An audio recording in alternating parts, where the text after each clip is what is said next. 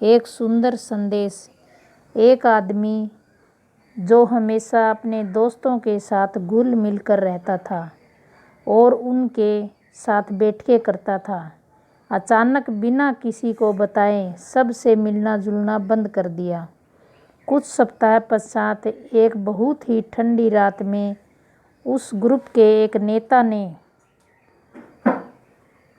उससे मिलने का फैसला किया। वह नेता उस आदमी के घर गया और पाया कि आदमी घर पर अकेला ही था और एक गोरसी में जलती हुई लकड़ियों की लो के सामने बैठा आराम से आग तप रहा था। उस आदमी ने आगंतुक नेता का बड़ा खामोशी से स्वागत किया। दोनों चुपचाप बैठे रहे, केवल आग की लपटों को ऊपर तक उठते हुए ही देखते रहे। कुछ देर बाद आगंतुक के बिना कुछ बोले उन अंगारों में से एक लकड़ी जिसमें लो उठ रही थी, जल रही थी, उसे उठाकर किनारे पर रख दिया और फिर शांत बैठ गया। मेजबान हर चीज पर ध्यान दे रहा था। लंबे समय से अकेला होने के कारण मन ही मन आनंदित भी हो रहा था कि वह आज अपने ग्रुप के एक मित्र के साथ बैठा है। लेकिन उसने देखा कि अलग की हुई लकड़ी की आग की लो धीरे धीरे कम हो रही है। कुछ देर में आग बिल्कुल बुझ गई। उसमें कोई ताप नहीं बचा।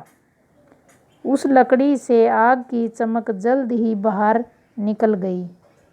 कुछ समय पूर्व जो लकड़ी उसमें उज्जवल प्रकाश था और आग की तपन थी, वह अब एक काले और मृत टुकड़े से ज़्यादा कुछ शेष न था।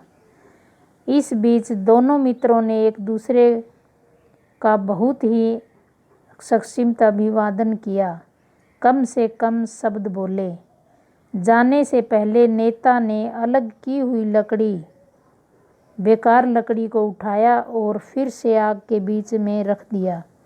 वह लकड़ी फिर से सुलगकर लो बनकर जलने लगी और चारों ओर रोशनी और ताप बिखेरने लगी।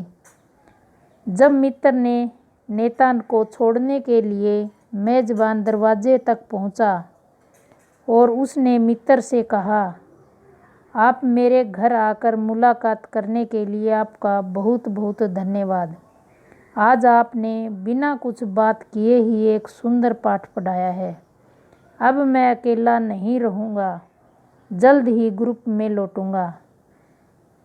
नेता ने क्यों बुझाया उस एक लकड़ी की आग को? प्रश्न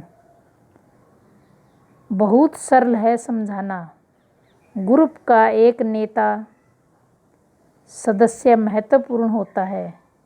कुछ न कुछ विशेषताएं हर सदस्य में होती है। दूसरे सदस्य उनकी विशेषताओं से ऊर्जा प्राप्त करते हैं, आग और गर्मी के महत्व की सीख लेते हैं और देते हैं। इस ग्रुप में सभी सदस्य भी लो का हिस्सा हैं। कृपया एक दूसरे की लो जलाए रखें ताकि मजबूत और प्रभावी ग्रुप बने। इसमें कोई फर्क नहीं पड़ता कि कभी कभी इतने सारे मैसेज आ जाते हैं। मेरा सुझाव है कि आपस में चैटिंग भी होनी चाहिए। जन्मदिवस, सालगिरह, पढ़ाई, कार्यक्षेत्र या अन्य किसी भी सफलता में एक दूसरे को बधाई संदेश आदि देना भी ग्रुप का एक महत्वपूर्ण हिस्सा है। इसे अपनाएं। हम यहाँ मिलने, सीखने, विचारों का आदान प्रदान करने या यह समझने के लिए हैं कि हम अकेले नहीं हैं। आइए लो को और भी ज़्यादा प्रज्वलित करें।